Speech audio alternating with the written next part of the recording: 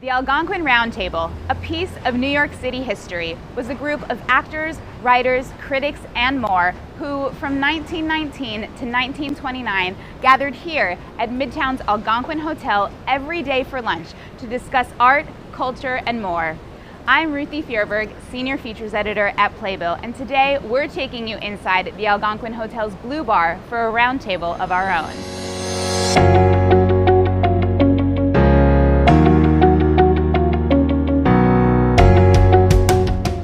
In honor of the 2018 Tony Awards, we've gathered the 5 nominees for Best Direction of a Musical to talk about their creative visions behind each musical, step 1 in their process, and to shed light on what exactly a director of a musical does.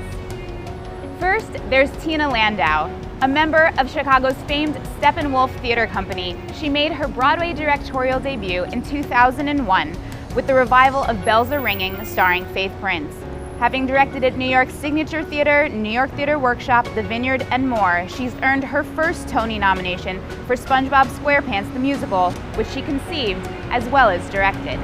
Bartlett Sher has earned his 8th Tony nomination this year. Sher came up through the institutions of theater, having founded a small theater company of his own before working as the Associate Artistic Director of Hartford Stage, then the company director at the Guthrie Theater, then the artistic director at Seattle's Intiman, before becoming the resident director of Lincoln Center Theater in 2008.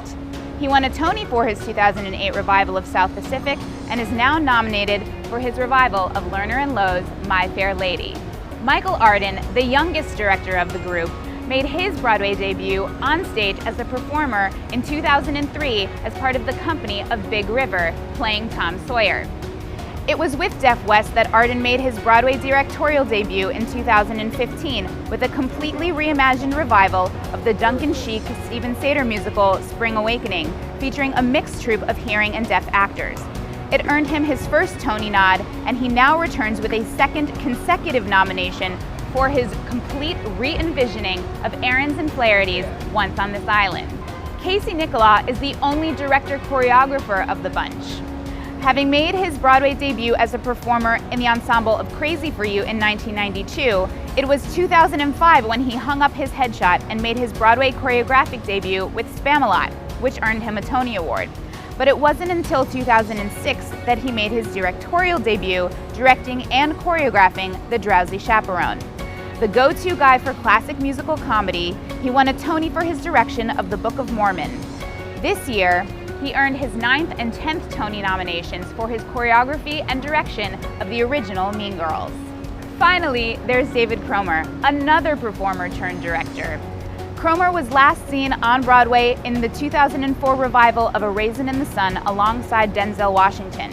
But as a director, he made his way up in the Chicago theater scene before making his mark off Broadway, in particular winning awards for his direction of Our Town in 2009. That same year, he made his Broadway directorial debut with Brighton Beach Memoirs. Now, he's earned his first Tony nomination for the original musical, The Band's Visit. 5 directors, 5 different paths, 5 very different musicals. This is Playbill's Directors Roundtable. Thank you so much for being here. I feel like I truly am among geniuses. I mean, I really am.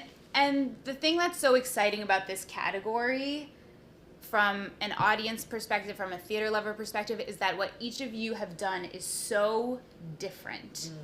And I guess one of the reasons I wanted to have this roundtable is to first say, I think there is such a misconception about what the director of a musical does.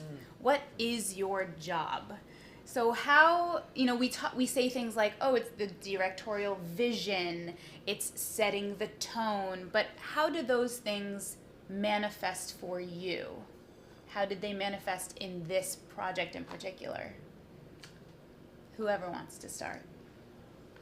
I opened my mouth. Yeah, do it. Go for it. You did that thing. I just did that, and you all looked at me. Yeah. And I was like, We're like, oh, good, someone's talking first. Were you faking? Were you going, I'll do this? I was clearing but my presumably throat. someone else I was clearing my throat. will jump in. No, it's a little different for me on this particular project because it is something I conceived. I didn't conceive of the characters, obviously, or the world of Bikini Bottom, but The project was brought to me as start from scratch. There's no book, there's no music, there's no design, there's no anything. So I was able to do a series of workshops that really were about discovering whether this material could even live on stage in a live form. And because there were so many elements that came in at different times, and again, first it was movement, second it was book, third it was score, fourth it was design, I really felt like my job was to edit. And out of a lot of choices from other people who I invited on into the party to say yay or nay, Anne Bogart, a director who we all know and I love, and maybe you do too, told me a story a long time ago about the show Miami Vice, the old show Miami Vice, if any of you guys watch it. And she said that there is a person on that show whose job was to be a liaison between location scouting and casting and continuity, and that person was to walk around and look at things and say either Vice, or not Vice. Which I now understand to be a showrunner, kind of. But that always stayed with me, and I used that in rehearsal, Vice or not Vice, and on SpongeBob I did the same. I would say Vice or not Vice. So more than anything, I felt like in a world where anything was possible and everything was possible and people were bringing in a million things, my job was to say Vice or not Vice. To start the conversation. Right. Yeah. You go. Well, I was just going to say, I'm struggling. It is, the questions you said were sort of commonplace before are actually still not commonplace for me because I haven't directed that many musicals. Very, very few. On a very small hand you can count. Mostly I direct plays, and there's a giant difference just in terms of supervising departments, just in terms of, and also supervising a choreographer, a music director, more than one author, often in a musical, more than one author.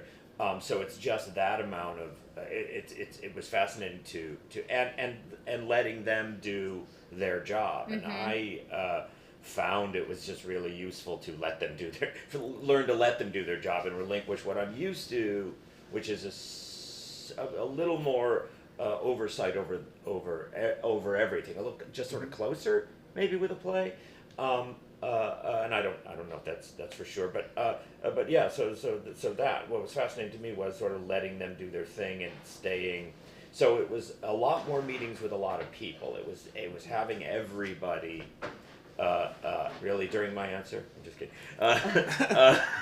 It was just having having that many more meetings with everybody. But that's interesting that you bring that up because people talk about musicals just being such a more tightened task than plays, and I've always wondered why, because I think from our viewpoint it's like, well, yes, you're adding a score and orchestrations, but you already, when you're directing a play, you have a scenic designer and a costume designer and a lighting designer. You have all of those ingredients, so what makes it so much bigger? But that point that you bring up about multiple writers and music directors and multiple directors. Yeah. Right.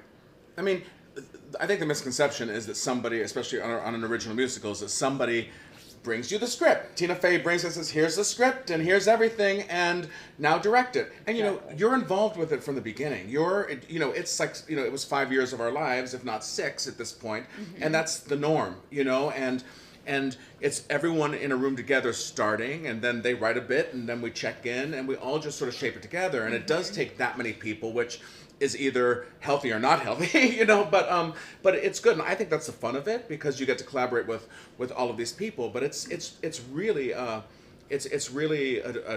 tricky thing. I don't think it just comes together. It's like dominoes. You're going like, oh, we got to find this. You finally find it, and then you're like, oh shit, that doesn't work now. How am I gonna get that together? But it's a lot. But right, the like director, the slide puzzle where like you get something in place and then you're oh wait, gotta go backwards and absolutely. And and also too, you're everybody's therapist. You're everybody. You're just in charge of everyone and trying to collaborate with everyone. And we talked about this for a second yesterday, but it's also really lonely because you're working with people all the time, but nobody except for the five of us and everyone else that does this really understands what a director does and has never been in those shoes. Like even my associates will go like, "Oh my God, I'm watching you. I cannot believe what you go through every day." And I do love it, and thank God, I'm sure we all do. But it's tough and really exciting and all of it, But it's an awful lot. It's not just like, I'll direct this show now. Right. That if you're everyone's therapist, you're still the one at the top being. And while you're being the therapist. and while you're being the therapist, you're still trying to figure out a scene, and you don't have time for therapy. You know what I mean? But that's the way it goes. And you're being a therapist partially because the environment and the tone, not of the material, but of the room, is so dependent on you. Your mood can change everything. Yeah, totally. But I also think there's a distinction between the revival and the new play. Right. If you're guiding a new musical. I mean, we did revivals, but if you're guiding a new musical, you have so much pressure, and you're creating every day a structure that's never existed, as opposed to being in relationship to an object that's existed for 50 years, and you're now reimagining it for now. So your function's completely different when it's a new piece versus some revival of an old piece, and the pressure is also very different. Right. And the stakes, the reason the pressure gets so high is the stakes are so high from everyone around you, who are just completely losing their mind at certain points for no real reason that you can completely understand. It might just be that it's all their money or it's all their whatever, but at the point you are, no real other words. reason. Well, no, I'm just saying in the sense that at the moment that could happen, you're managing also everybody losing it at different points. Yeah. Right. Which they're going to do. There's an element of sort of keeping a bunch of plates spinning so that people don't know how close you are to having a nervous breakdown. I mean, I think there's a sense of you have to, like Tina said, set that tone, which is a sort of a bit of acting too. Yeah. I guess you have to sort of you have to fake it for a lot of people, I think, in a way, and in that, in order that they can feel comfortable to do their best work. So I think it's about overcoming obstacles is sort of what we all do. It's we're all presented. Usually, people come to the director with a problem, as opposed to I have a solution. And they're looking to you to help them get what they want when you're sort of looking at what does the show need, and what does the initial spark of why the story is being told need, while also making them feel like they are doing their best work and giving what they know how to give. So it's sort of this weird hall of mirrors that we live in, I think. Yeah. And making sure that the story's clear. That's the number one thing. Yeah. That then you remove yourself from all of it, because people who walk in the theater they just get a playbill. They don't get the the backstory. Right. the biopic. Well, what I was going to say is, this is very much, we're talking process at this moment, and I definitely want to and I want to continue down that road, but I also want to say from the audience perspective, when you're sitting in the audience and watching someone else's work, or when you're thinking about what audiences will think of your work, what to you makes good direction or not so good direction? Do you ever watch shows and go, "Oh, I know what that production meeting was like. I know how long they've been about that." Yeah, I think you just have to serve the show, and I think every single show it asks for something different, and demands something different, and requires something different. Sometimes you don't even know what it is. It sort of reveals itself as it goes, and you're like, oh, okay, that's what's going to help this tell the story and get it, But it is true. It's funny that you're thinking of the story all the time, and everyone else has all these other agendas around you, and it's hard sometimes to stay really focused. And I think what you said is, from an audience point of view, I think that what's key is, as a director, when you're watching, to watch it as an audience member. And the best you can, just watch it and go like, okay, I want to be entertained today. And sometimes I'm in total audience mode, and sometimes I'm a scientist, you know? And I think that it's a good balance to have, that sometimes you try to like not think about it and just be an audience member, and the other times it's like, oh Jesus, I gotta fix that and I gotta take care of this, and you know, all that kind of But stuff. we're also building vocabulary, so a lot of the early decisions you make, whether they're design decisions or what have you, have a lot of artistic impact on how agile the machine is that you've built. So I always think a lot of the time we build these kind of elaborate machines so that we can change anything on a dime. Right.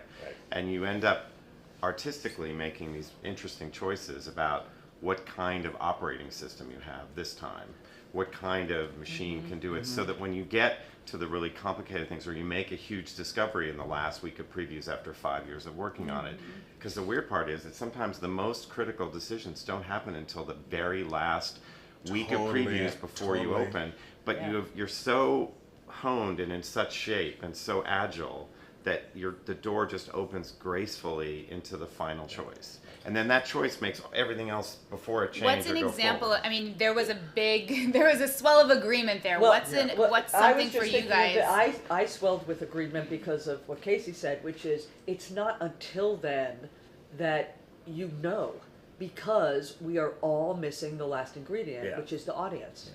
So I don't have an example at the moment, but that's why I was reacting. But I think that like when you really feel you've got your system, your mechanism, I always say it's a machine that operates the piece, right?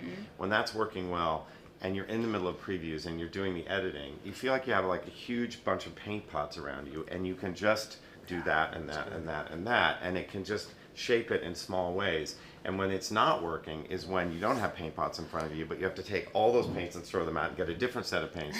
And then that level of panic, which some of us might have experienced at some point, is a different thing than when you're really, you're like, oh, it's capable of allowing me to make this art action in motion. So if I watch SpongeBob, it's this gorgeous system in which you watch this amazing thing unfold, and you could tell that she built something agile enough that she could keep making changes. Yes, thank you. But I experienced that the closer we got to opening, the harder it was to make changes in a certain way. I agree with you that I never had to go back and reassess the palette. Like, it felt like the play world was there and those tools were there. But because it's such a complicated, intricate machine that in this case has, you know, people running around and doing quick changes and things being done within seconds. Yeah. That I, at a certain point, as the machine got really detailed and fine-tuned and complex, it was like I couldn't change that without having to write 2 more lines and make sure that the person got around, you know, on that level. It's also wildly hard to change things on Broadway, or at least it's for someone with less experience, you know, than say you guys. It's really hard to change something. So the other thing is, even if you have this machine, sometimes it's sort of it's just wildly expensive. But I don't think I'm not saying like, oh, the walls should go from pink to green. I mean, what I think I mean is, or that you don't make the changes. What I think I mean is that you've always seen the song a certain way, or you've always seen the scene a certain way, and then suddenly you realize, oh, actually, if I just make an actor make a slightly different choice in the scene here, then when I get to that scene there, the whole thing kind of opens up in a completely different way, which you wouldn't have been prepared to see earlier. Totally. So that's what I mean by graceful changes as opposed to like giant changes. I think too, our job is hopefully we, in that process, like everyone we're working with then realizes what those buckets of paint are as well, so that they're able to sort of make decisions based upon the world. So everyone's sort of doing, by the time you get to that point, everyone knows what paints we have to choose from and what matches it's with also what. interesting. So it's sort of, we all learn together. Yeah. If you make the decisions at the beginning, you're sort of like kind of doing this. It's like when you like put, pinballing. or like a thing of dough and you're like trying to, you're just sort of sure like you're explaining pushing as in you the go. edges until it takes shape. And that's why I said the vice thing, because I feel like that's the fundamental initial task, which is get everyone on the same boat, so that you can release them to do their own best work. But you know, and when you ask like, what do I see or not see when I'm watching the work of others, often it has to do with that. Like, is it a play world that is replete in and of itself with a consistency, you know, as opposed to feeling like, oh, those 5 actors are in different shows and that one design element, like, so we're the ones ultimately that need to make sure that Yeah, I mean, happens. every work of art has its own autonomous logic, Yeah. right? And its own set of rules. The only problem is you don't know those rules when you start. Right. You're building you're building something that has a logic. So you feel comforted if you see SpongeBob or Once on this Island or Band's Visit or Mean Girls or My Fair Lady. When you walk in and you feel the steady hand of being released into a world that understands itself and is now going to take me into it. Right. And it takes a long time to get that comfort, to get that place, but you just relax into it when it's there. And when you go to a show that doesn't feel certain, you actually internally can tell you're kind of a little out of rhythm with the piece. Like, to me, it's knowing, you go and see something and you go, that knows exactly what it is. Yeah, Just I mean, that feeling. the thing about vocabulary is that so often, you know, the first few songs are written and you're like, yes, home run, it's awesome, it's great. And then by the time you get the rest of the show written and people know what the show is more, then all of a sudden it's those first songs that you're like, I always thought this was like the sure bet and this was like the mainstay of Act 1, and it's not anymore. And now we got to change it. It has to go. Yeah. And, you know, and what you were saying is the further you get into it, the harder it is, because it's easier to write something when you have like the blank slate and you sort of know the points you need to hit, but then when you need one specific thing that has to do this and this and this and this and this, and it's usually in Act 2, that's where it's coming out. that's where it's the toughest. It really is, and that's where you go like, and I feel like it's almost every show I've done, there's a spot in Act 2 that needs that toward the end, and that's when you get panicky. But also, I got to run that by not having an Act 2. you luck out. You know, but it's true, and Feel free to use that. Yeah, no, I knew a director, Robert Woodruff, who we know is one of my favorite directors in the whole world, and he would say, when it stops changing, that's when you should start worrying. Yeah, when it's really Yeah. Well, but that's... because if you've gotten to a point where you can't figure out how to make it move anymore, and when you don't know what's going to happen, and then you're like, oh crap, I'm stuck, and then it doesn't keep unfolding. And the crazy thing about these things is they keep changing, and you're like managing this thing in motion. when you're stuck, it's wrong. And when I- you're stuck, there's a reason Right. people can't figure it out. It's because the moment's wrong. Yeah. But there's a lot of talk about following the story. That it will reveal itself to you. The play tells you what it wants to be, Right.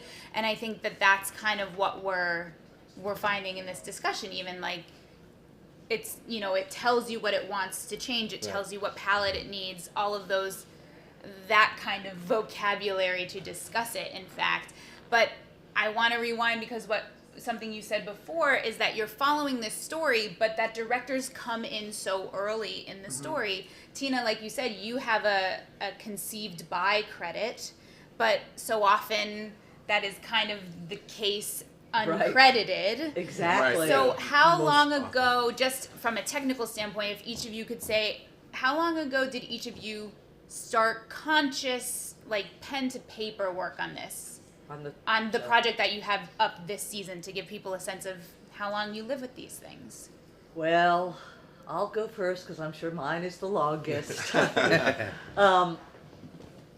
The first day of rehearsal, which is now like a year ago, I realized that the first email I had gotten about the show where I started working on it to go in for a pitch was 10 years. Wow. Which means we're now on 11.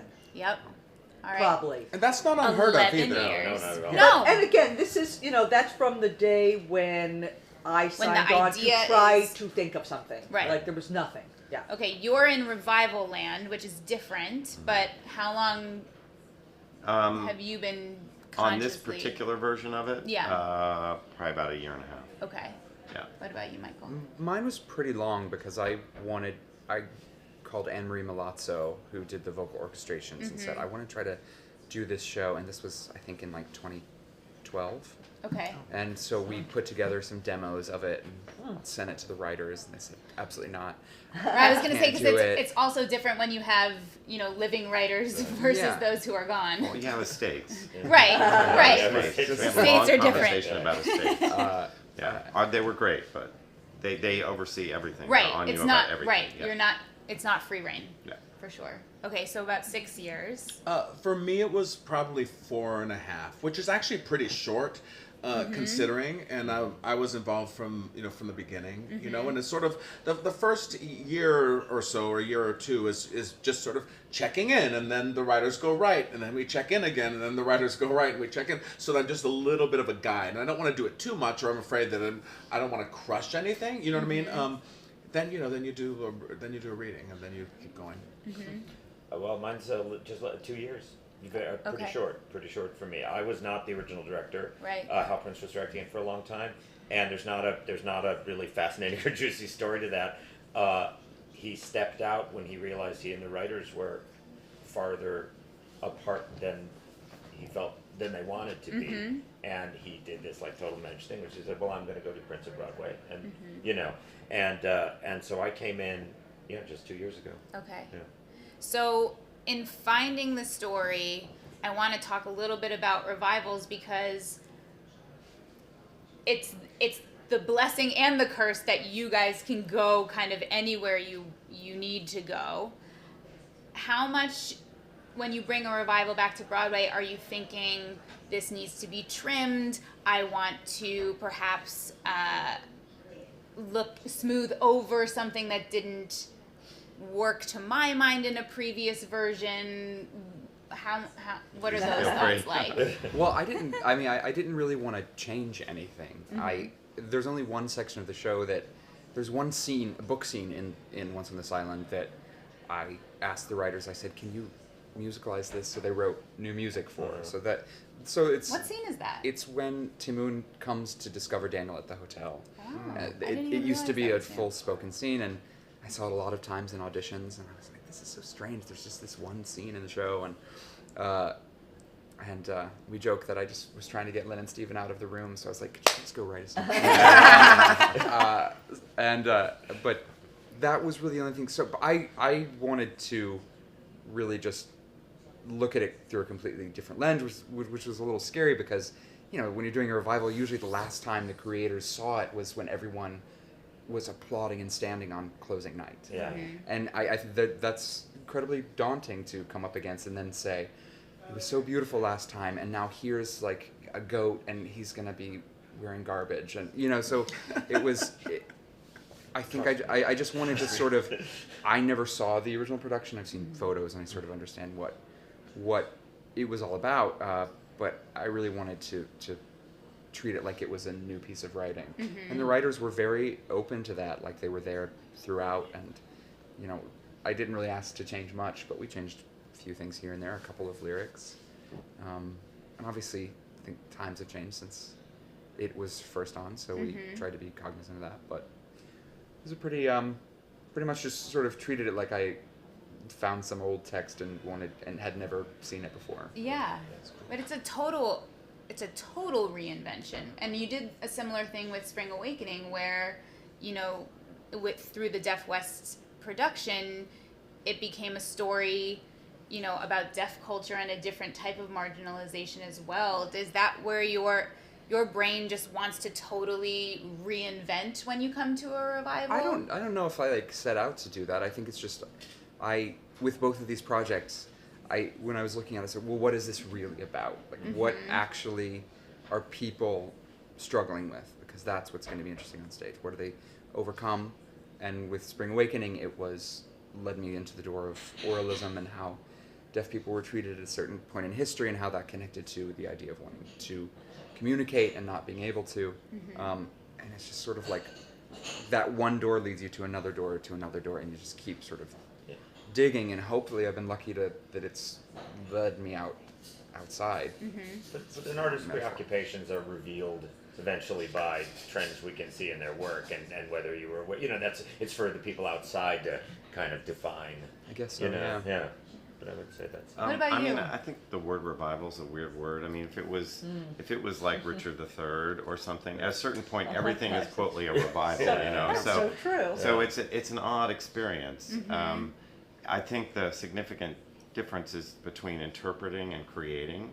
You know, like if you're making a new thing, you're in the process of creating this thing, as opposed to interpreting some object that's been around for a long time. In the case of My Fair Lady, you know, you have a couple of objects. You have one from 1911. You have a film in 1938, Right. which they got the rights to make a musical from. Then you have the musical in 1956. Then you have the movie in musical, 1964. right. Yeah. And you're playing in and out of the memory of all the people who either saw it in 56 or know the musical by heart and want to sing along. So you're in a different game. Right.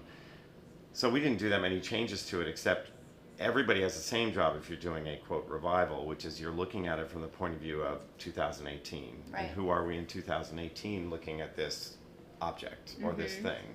So that had a lot to do with Eliza, which I saw differently in the thing, and looking at Rex Harrison's kind of, you know, towering over it and where Higgins was. And so I just start that exploration and figure out where I'm going to make sense of it and then get inside the sets. In the case of My Fair Lady, it's just epically big. It's Yeah. all these huge, kind of crazy, realistic locations. So you got to get from Covent Garden to Tottenham Court Road, and you're stuck inside a freaking study for the whole show, and you're trying to figure out what to do with it. So that becomes the task. I'm not trying to figure out what each thing is going to be. I'm just like managing the process. Sure. So, But with a revival, I feel like the question always comes up, well, why now, right? That's the question everyone asks when you bring a revival in, which, quite frankly, you could ask of any piece, not just a revival. right. But Should. it And seems should to ask of any right, but it seems to always come up with a revival. Are you excited by that question, or are you I think the tired question- of it? I think the question is not asked by me, but the piece asks me. Like, what the hell are you doing here now? If I'm taking on so instead of looking at it like I have to come up with I just get in there and see what happens. And I think they come around when you want them to or when you need them. So sometimes you might find yourself in the middle of Richard III and go, this makes complete sense now. And you didn't know why when you decided 4 years earlier to do it on that date. But you inevitably are inside of the time you are, and you're going to ask questions about who you are and, you know, measure yourself against. So did you decide to do the piece kind of before you answered that question? Did you just start looking at it and like? How Yeah, I've been trying to do the piece for 5 years. Because it says something or addresses something you wanted to, or because like you know it's a great work and you want to kind of figure out what it's. I've always loved it, and I always knew I had my way into it, and I've always been obsessed with Shaw's Fabianism, his way of using theater, his particular choice of this material, why he was its positions on class and gender politics. Right. That was always something I Right. loved. Right. So it just turned It turned just into came be with it, when yeah. it came with it. Yeah. You knew that was there, right? Yeah. You also knew that I always was never a big fan of Rex Harrison and sort of the way he came to sort of overwhelm the piece. And had loved the 38 film, and Leslie Howard and Wendy Hill are so gorgeous in that movie. And you see that, and you're like, well, why can't that be more in the? So it's just stuff like that all the time. And so Right. I knew there was this beautiful piece in there that I wanted to kind of look at again. But then, you know, you get there at that time you're doing it, and or so if you take something like South Pacific, I don't think I realized at the beginning of doing South Pacific that the question it was really asking was who gets to be in our family. Right? Who gets to be in your family? It's about a woman who accepts these kids into her family who are not of her race. And you start to realize, holy Moses, that's a big question when we're in the middle of electing Obama and we're in the middle of sort of asking questions. But I can't be so Predict, right. brilliant that I was like, oh, I know exactly what piece we need right now. Right. But right. you go Okay, into yeah. you go into the Right. piece and you open it up and Yeah. it's like everybody, they were struggling with something. And you know, you discover post-war was interesting and the questions of race were on the table in 48 when they made it, and so you learn all that as you go. There's the DNA of so many things in any piece, in any good piece. There's a million things in it. Like on different days, different things come out, different themes emerge, different on different weeks and different times. I've done plays a couple of times, at certain times and gone back and realized, oh, this is this is this. It's like reading Chekhov from the point of view of the 20-year-old to the 40-year-old characters, to the 60-year-old characters, to the 70-year-old characters. You know, so that's constant. And I'm just one of the things I heard that I related to in what you were saying was that it was we don't know. You just sort of go, oh, I like that. Sometimes, you know what I mean? Don't you? It isn't like what I want to do, what I want to say It's here. what attracts you to like things. Yeah, Just, I'm drawn to it, or- and then you go to therapy for a while and try to figure out like what it is about you that is drawn to that. Yeah. Yeah, and we have this weird task as directors where we get to ask all these questions about our place in the world through our work. And we don't know the answers, but we get this very active, beautiful opportunity to say, what is this about now, and what does it mean to me now, and to people, you know, and that's not a job everybody gets. And to learn about ourselves. Yeah. I was just gonna say, Process. you bring up like that something attracts you to a piece. Yeah. It's come up now. I was going to get to it later, but here we are. What have you found your affinity for a specific feeling, topic? Like, what is the thing for you, if you can encapsulate it in a sentence, that draws you to the work that you're drawn to? I know. Good. I have my answer. No, Yay. I'm always drawn to comedy, and I'm always drawn to something, you know, to have people be entertained, which is why the combination of director choreographer I like, because I like all of that, and I like musical numbers. But what I love to do is I'm drawn to something that has people laughing, and then suddenly they're like, oh my God, when did I get a tear in my eye? Yeah. Because they have no idea that through all of the laughing that there was a message the whole time, or that they relate, disarming. and that they're relating the characters. And I also like doing something that has different characters that everyone in the audience can relate to one person or another, and as opposed to just one thing, or saying this is the only person you're going to relate to, and going like, oh my gosh, like in Mean Girls, you know, I relate to Janice, or I relate to Damien, or I relate to Regina, or, you know, that's what I like. Comedy with lots of heart. I think I'm attracted to the morality plays and sort of consequence of action, and how that can inform faith. So I think that's what I'm interested in when I go to theaters, what I'm interested in the stories I want to tell, and why I've picked certain pieces to work on, because I think I'm sort of always looking for how we can learn from our mistakes and hopefully begin a path in a new direction from them.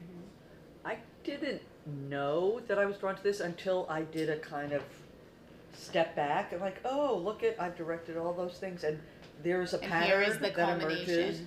culmination. Yeah, where I was like, oh, I guess that's a story that I return to over and over. And for me, I think it has to do with stories of the outsider, and the misfit, and the marginalized, and a playwright I work with frequently, Terrell McCraney, calls it giving voice to the voiceless. I've recognized in almost everything I've done, and I'm also drawn to like unusual, surprising theatrical worlds and vocabulary. Like I like doing things that ask one to be awake in the theater. I'm very invested in kind of liveness and spontaneity and just wanting the form to be fresh and new and actually happening in the moment. And I just feel, I mean, the thing that flew into my head as we were all discussing this is I find myself drawn, I think, to a kind of grudging hope. And I'm always nervous about that word, because we tend to think hope, it's just this positive thing. I have hope, everything's fine. I think hope without an understanding of hopelessness, without an experience of hopelessness, or the fact, possibly the prevalence of hopelessness, is just sort of privilege or baseless optimism is just being privileged with no knowledge that there's any, you know what I mean, and that it's things might look overwhelmingly hopeless, but there is some sort of beat, some sort of life force. There is something. I guess it's the you know, I'm going to misquote the line. It's the fantastic piece of writing from Perestroika, which is you know, if I can find hope anywhere, you know, that's it. That's the best I can do. Or about the addiction to being alive. You know, I'm just sort of fascinated by the idea Which is that people, great. yeah, I that, think that that- people just no matter what, just kind of go like, "Oh, I'm thirsty, I'll drink." It's just a way to keep yourself alive. Which I just want to say is part of why I find your work so moving, because, no, it's true. And when I first met David, which is way back in Chicago, Yeah. my impression of you was, without was hope. he's pretty dark, you know, pretty dark, pretty like cynical, you know, but, yeah, exactly. But you earn when you find your way towards those moments of hope and tenderness, they're so earned and deep and real, and that's why your work is so great. Thank you. By the way, May I return by saying the second half of your answer was about, I don't want to misquote you, but the idea of sort of coming at things like a slightly different way, like things like the physical life and the immediacy of the show is going to be something that is, well, without drawing attention to itself, something that doesn't feel like you've ever seen it before. Something I've stolen liberally from Tina is silence. Play you wrote called Space. oh my gosh, yeah, Has a wow. 1 minute pause in it. Oh, Where two wow. people just sit, where Tom Irwin and Amy Morton just sat on a bench next to each That's other. right. At one point, the conversation just ran on. They just sat there. But that's almost And like music, it was- where you need the Yeah. silence That's awesome. The too. whole house was just, it was riveting. And you're going like, no one has ever taken this. They got quiet with each other. I might be oversimplifying what the moment was. No. But they just got very I quiet think it with was each other. longer than a and minute, stared- but Oh, yeah. it went on. But I Yes. can't believe you remember that. Oh yeah. That's awesome. Yeah. But just the idea that you're saying, like in subtle, delicate ways, you're saying this isn't what you saw last week, and this isn't in the same exact vocabulary as what you saw last week, which is just a way to get them to experience or them to listen. I mean, one of the things we were saying about what we were drawn to, what we learn about it, then it's out of our hands, and if you're lucky. And if you've done well, you get feedback from audience members who are talking about their family, or talking about their experience, or talking about their work, or talking about something good that happened to them or bad that happened, like talking to you about their experience, which is this whole other thing that is often far greater than anything Yeah. my team and I consciously done. People start to interpret, you're like, that's exactly what we meant. Yeah. That's Yeah. we totally meant that. It's funny because my next question was going to be about what the first thing you see in coming to this vision. You know, so for you it might be the rhythm is what you latch onto. Michael, I know you started to say that you wanted to hear Once on This Island in a different way, and that's why you started with Anne Marie. Yeah. Is for the rest of you, or if there is also something additional, what is the first thing you see when you came to this project? Was it the picture of the stage? Was it a character? Is it a line that you're hoping will stick out with the audience? For me, it was sort of because Tina writes so quickly, and if people are familiar with her TV work, it's like all these jump cuts from one thing to the next, and I'm like, you said have your toolbox a little bit. I was like, how am I going to be able to adapt this? And that's what gave me the idea for the video screens, which is something I've never used before and never wanted to use But before. they are so successful in this, and yeah. it ended up being so integral to the choreography, to the transitions, to all of it. But I did see that right away, and I said it to general management, I'm going to use video screens. I'm like, are you sure you want to do that? but honestly, it helped so much, and we gave us so much at that final hour when we might have had to go for another set piece. We were able to just change it. everything Yeah. and do it, and we changed. Between DC and New York, we added 6 new songs. Wow. We rewrote 25% of the show, and so it went through so much change. And thank God we decided to do that, because it did help, and Yeah. it did help the vocabulary of it. But one of the first things I did see was just how we could use those screens. And in the Act 2 moment with Regina and the copier, right away, that was like the first thing I said and told Scott Pass. This is what I see in this number. I think from the very beginning, first hearing the music and watching the film, was that the whole thing was going to be moving in constant slight motion forward all the time. That the whole thing was going to be. I was successful in consistently saying that to the team.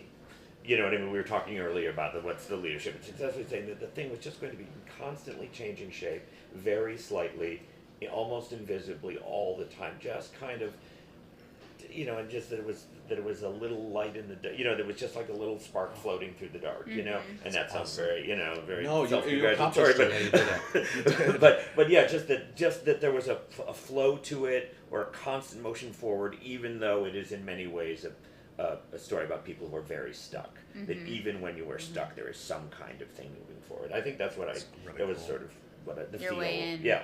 Yeah. What about you, Tina? I'm not sure I know. I do know that Square pants. that my I saw square pants. I saw a lot of yellow or blue. No, my producer gave me recently my first document that I turned in. That was like my original pitch, and it was amazing how, like most of those things, I feel like ended up being part of it. But I think they were about wanting it to be human and not prosthetic, and it was about entering a world that the audience was invited into. It was about creating that world from scratch, and it was the score. Like I just knew from the beginning that it wanted to be a lot of points of view and genres. Yeah. That were not pastiche by one composer, but authentic by different Just- composers. But it feels like the Right. ocean. I saw the show last night. I had the greatest time, and it feels like the ocean is it's got more life than any place in the world. And Yeah. what you did was show every part of that, and the score. And so your idea for how that score was going to be created was so like wild, and I never heard anything about it. I was like, well, I've never been underwater before. So it really. Oh, that was so part of it too, beautiful. because I used to want to be an oceanographer. I forgot that. And so I did. No, I did. When I was like 6 years old, I wanted to be an oceanographer or a director. Oh my Which I gosh. think Now you got to be And both. here, though. I was just going to say, mission accomplished. Underwater So- usually. Yeah. I have, sorry. No, go I ahead, just go want to ahead. say what is for Island. I wanted the initial idea was that I wanted to create a circle. I wanted there to be elements, and I just wanted people to do everything. I didn't want to use any fake flame. I wanted to use wind, water, earth, and fire. And I wanted the storytelling to come just from the human experience and the human form, and how we celebrate that and lift that by using the voices of the instruments, and just showing how people how we make something out of nothing. So that was. And mine was just Eliza, follow Eliza. You know, just because the piece had to be about her, and it was her choice to go and get educated. Right. She found him. She was the one who worked hard. She's the one who turned out to be as much of a genius as he was. So the whole thing was to follow her, and the whole thing was built to follow her from the beginning. Wow. And so that was it. Yeah. Assembling your teams. Some of you work with repeat partners all the time. Some of you really like to bring in a different collaborator. Tell me about the people that you work with in terms of, you mentioned Scott Pask was integral in your scenic designer in this show. When you go to assemble your teams, are you thinking of the piece specifically? Is it more relationship based because you're going to have a shorthand? For me, it's the shorthand, and I do tend to use the same people. But I think that if maybe there's one of them would probably say to me, this is maybe not my strength, and I would use someone else. But Scott Pask I love, and he did such a great set for you too, and he's such a good chameleon. But I liked this one particularly.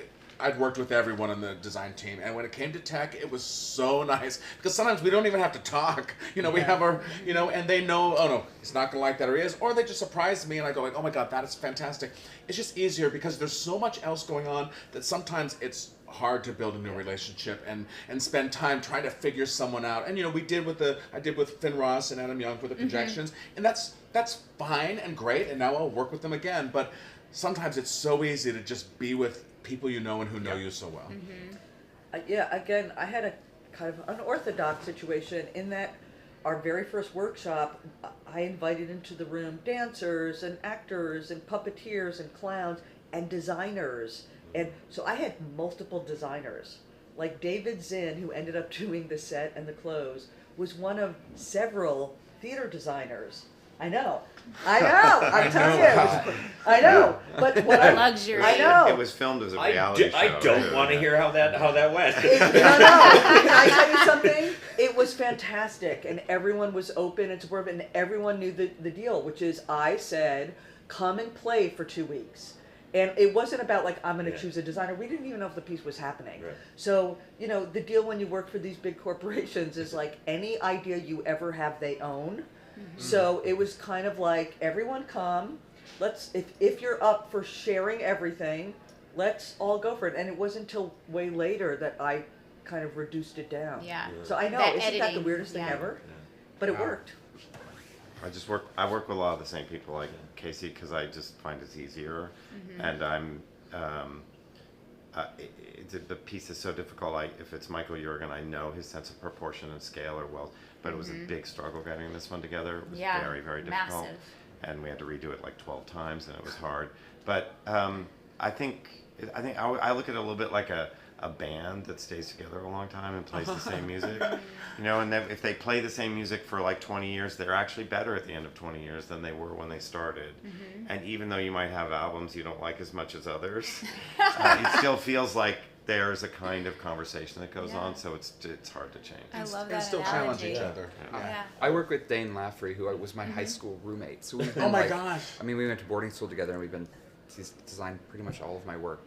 But I knew on this particular piece that I really needed, you know, to find, you know, I'm a white boy directing this thing, so I wanted to find, you know, so I went to people who sort of could bring in other perspectives, Clint Ramos and the clothes, and Camille Brown and her work, and people who really knew the world incredibly well. So that was like, it was like partially comfort and the fact that I sort of share a mind with Dane, and then bringing in people who I knew could teach Right, me. so a hybrid of it all. Yeah, and people I could learn from. Yeah. Speaking of Camille, you're the only director choreographer at the table.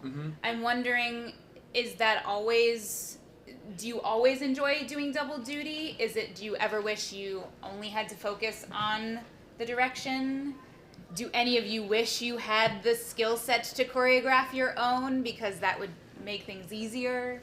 I like doing both just because I started with a dance background, and also just the one vision is good, and that it doesn't feel like suddenly, you know, because also I try with every number I do to make sure the director part of me to always keep telling the story, and I don't feel like I ever stop to like show off dance moves. I have to make sure that, you know, you're not overstaying your welcome and this and that. And you know, a lot of times a choreographer on their own will, I want to be noticed, I want this, I want that to happen here, and it's not always on the same page. And I've Well, watched that's that what happen. I always say is the difference between musical theater choreography, or just choreography in general, not even musical theater. It's the difference between choreography and dance. Yeah, because also when I was a performer, I was a dancer in 8 Broadway shows. So when I watched it happen, you know, I watched a lot of times the push and pull between director and choreographer, and it was not always pretty. And I don't think it also helped the show in that way. And also, you know, I just like that it's just me. You know, it's just easier. I mean, it's just easier. We both work with Chris. Right. And I'm a huge control freak. He's great. And he's so good at being gentle and sort of lifting it in the right way, because it's not easy to work with. I do I think you do too. I do a lot of my work through movement. And so I get suspicious and paranoid around the choreographer sometimes, and it's not a nice quality. And someone like Chris is really good at sort of just gently handling. And I only had a choreographer once before and I've done a bunch of musicals, and I wouldn't work with choreographers. Not that I don't love choreographers, but I always found we were You kind make of at on your odds, feet. and I just would create the movement but I mean, this is a show with real dance, and I never could have done anything like this. And Chris is an angel. Well, there's a open reason heart. Chris Catelli got nominated for both of your shows. Very, very similar. He's a very, very extremely skillful.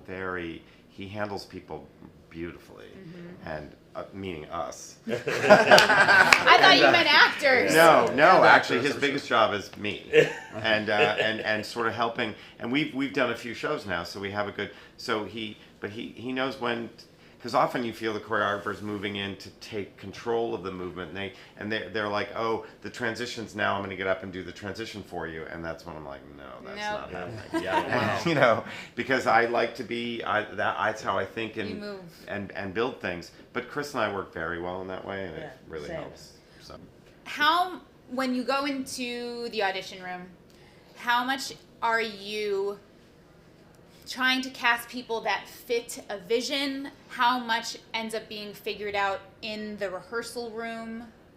What's the hybrid of 100% of both. 100% of That's the both? only answer I give. The first answer I give. I know I often know exactly what I want, and I'm looking for it. It's good to have that, but then you've also just got to be ready to be told the opposite, or something else, or largely, if you're lucky, something better. Yeah. Is that right? What are you looking for in the audition room? I read an article where it said you were, what was it, the pearly mist. The pearly mist. You're looking for the mist. pearly You know, like mist. in a medieval painting, they have like a Oh, yeah. that thing that happens when somebody walks in who's just so charismatic and so Yeah. powerful, and you just go, holy Moses, and you don't know what or why that is. It might be Haley, Kilgore. It might be they just walk in. But I do think that the audition process is the beginning of the creative process. It's part of the work. Yeah, And you test agreed. the You work. learn and you learn. ask questions. You learn stuff. Yeah. And you're seeking collaborators who you're going to actually enjoy working with. So I do a lot of working with them to make sure that process later is going to continue to be rewarding. Yeah, and also with with an original show, you're looking for someone that you can create on, or that they're going to be partners and bring things to the table, or they have enough, they're pros enough to be able to do that, or like-mindedness. Like I'm always looking for like someone's heart and being able to I can see a little bit of the inside, so that I know that I'll be able to work with them. And also I think that I'm sure you all feel the same way, that you're looking for someone that you feel like you're going to relate to, or there's something in them that you feel compatible with. Yeah. I think in addition to the heart is huge, that what you said about the heart, like that's, so oftentimes actors leave the room and we go, how do you think they are as a person? What do you think their life is like and how they treat others? Because that's actually the longevity of, and that's the company you want to form. Yeah. You're trying to form a family, like without knowing people for very long. It's like Yeah. adopting 30 kids at once. Yeah. And then also just, I'm looking for willingness, because in the first day of rehearsal, I say, I don't know what I'm doing. Like, this is like my... I read that in multiple Because pieces. it's usually true, You but will- like... and No, you- but if in you multiple pretend pieces in different outlets, the writer began the first way, and it was a quote from you that says, I don't know what I'm doing here. And I think one was Merrily and one was Spring, I don't even know. But it was two different things, and I thought that was so interesting that that's how you start. Well, I think Don't you pretend want... you do, because you will get caught. Yeah. Don't- They'll find Yeah. out. But you Don't want pretend you know actors everything 'cause you'll get too caught. who are willing to say, like, here's what I brought, but if you ask a question, they can be like, I will absolutely try something, even if I know it's wrong, because we find, I'm quoting Once in the Silent, but the failures and the foolishness lead us to the truth. So like, I want somebody who's gonna like do it in the opposite way terribly, but 100%. So that we can really play and we can be embarrassing in front of each other. And you also learn when you audition that you'll do the same scene over and over and over, and then somebody will come in and it just goes You up learn. a whole step. Yeah. And you're like, what the heck? And it may not be because they're so gifted, or it's just that they're perfect in that part, or they're whatever, and then suddenly the whole room kind of lifts and you're like, oh, wow, what was that? And then you bring them back to make sure you weren't crazy. Right. Yeah. And then you know, but it's a very fascinating process, auditioning, because you start to understand it better, you start to ask better questions, get better things out of the people. You are trying to make sure you don't have anybody who's going to be a nightmare later. Well, someone will. But also too, we haven't talked like about style and the style of each of our shows, and you want someone who's going to come in and be able to do the style that you've imagined, and especially if something's period at all, it's such a tricky thing. Sometimes people get that or they don't get that, and more often than not, they don't get it. And then the people that you go like, oh my gosh, that's just how I imagined that happening, and I know there's a lot more in there, is really cool. There are a lot of actors who come in with set theater behaviors and execute things that they've seen, or that they, you know what I mean? Like you just you see often very well crafted human moments that you've seen other people do. and it's sort of shocking to me. So I'm always looking for sort of just like a really like honesty, flexibility, and like there's those two, honesty and flexibility. Really. People are very stuck in there's just theater things that people do, and it's very, and often actors are so happy to be asked not to do that. Yeah. Directing is such a challenge, such a mountain that we've spoken about today. When you look at your piece as it sits on stage now, is there a moment that you find a comfort to you that you're like, that was what I got right, that was the moment that broke through? We'll just go straight around. Yeah. Mine, oddly enough, that comes right to mind is post curtain call.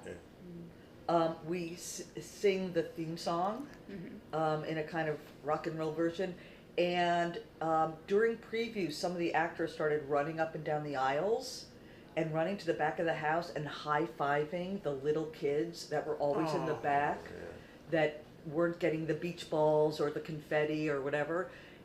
And that, to me, is it. I stand in the back, I look at the little 5, 6, 8-year-olds that are doing this the whole show, and up comes Lily Cooper playing Sandy, and she gives that kid a high five, and the world opens up for that child, and I'm like, that's all I want. Awesome. Oh my gosh. I mean, I think I mostly feel relief. You watch it unfold, you feel like it's gone well, and then you're kind of relieved. People say like, "Oh, didn't you feel great about it?" I was like, "No, I was just thank God, it all went great." And the turntable turned, and the doors opened. It's just an enormous sense of relief because you've been carrying this thing along, and you want it to go well for everyone. And this lonely quality you talked about, you don't really care so much about that it goes well for you. You just want to make sure that it goes well for everyone. Then you kind of breathe out, and you're like, "Okay, good." And then you begin the long process of maintaining the show or whatever. It starts the next part of it, but that's always, because artistically, it could be, Lauren Ambrose at the top of the stairs, and, I could have danced all night and seeing her just sort of be so beautiful in that part. But there's a lot of those all the way along. But overall, I'm always kind of just like, okay, that went okay. What about for you, Michael? There's a moment in Once in this Island where we go from the country to the city, and we pull up all the sand on these tarps, and then there's carpet, and that was not what we were going to do. We were going to shovel away sand to reveal a tile floor, and then later bring the carpet on in the hotel scene. And we got to that moment because of the rain on the thing. Everyone got with their shovels and like. And like I'm telling you, like if you heard that like record scratch, Hi-ho. like oh, fuck, what are we gonna do? And we everyone just stood around staring at the sand for like 20 minutes in silence. Like, what are we gonna do? Because they have to dance on a certain type of material, and you have to put on shoes, and it won't work. And I just said, everybody, let's give me your thoughts. Everyone, and our associate costume designer took Asaka's skirt and put it down and put a bit of sand on. He was like, "What if we do this?" And then someone was like, "Well, then what if he?" And someone said, "Well, this is a show about peeling back the layers of our racism and our classism and our sin." And well, what if we put the carpet underneath that? And it was this beautiful collaborative moment of that every voice is so important and every idea. And I think like going back to what we talked about at the beginning of this, the paints were all there, and I'm so proud of that moment because it. And then the cast said, "Oh, I'll grab it," and we went to Home Depot and bought tarps on the lunch break, and it became I'm so proud of that moment because I wanted to make something together, and that is like people don't know, but that was our company and our collective vision. There's always another way to do it. Always, and always a better way. There's always a totally. way. And also the obstacle leads you to a like better if idea. you only have one idea, and once that idea doesn't work, you're stuck, that's bad news. So Yeah. like directing is largely like trying to develop the ability to find the other ways, or listen, or like, you know, placing yourself in the path of the highest number of fortuitous accidents. Yeah. This is a quote. It's a great way to phrase it. I It's a also quote think I've it's heard. important. You know, I don't believe in individual genius.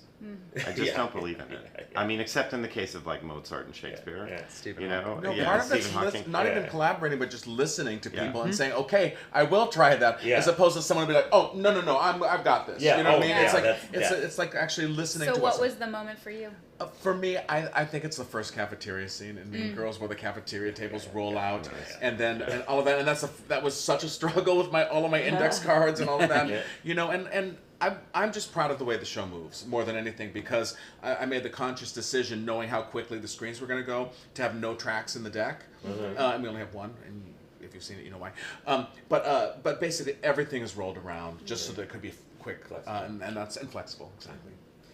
Your moment. There's a little, I don't know if this is the ideal one, there's a little moment late in the play after Itzik and Iris have kind of started their process of reconciling. The married couple, after they have been fighting all night, and they start to reconcile, and the scene is ending, and the set starts to move, and you hear Simone's concerto playing the orchestra starts playing it, and Andy Polk, who plays the widower, just picks up his grocery bags that he had from the beginning of the play and just walks upstage against the turntable while the set is moving. Just kind of this widower who's going home alone after all of this, just kind of walks slowly into the darkness upstage, and not many people are looking at it. I always watch it, like if you're sitting over there, if you've seen the show twice, you might see Andy Polk's exit, and it's just this guy just picks up his grocery bags and Willy Loman's his way out, and I like that one. I like Yeah. that one. I agree. Okay, you got one word, the feeling or the thought that you want people to leave with, or that you leave with. One word. Joy. Agency. Forgiveness. Mine would be joy, but mine's gonna be Go! joy too. Go joy. Yeah, Joy. Hope.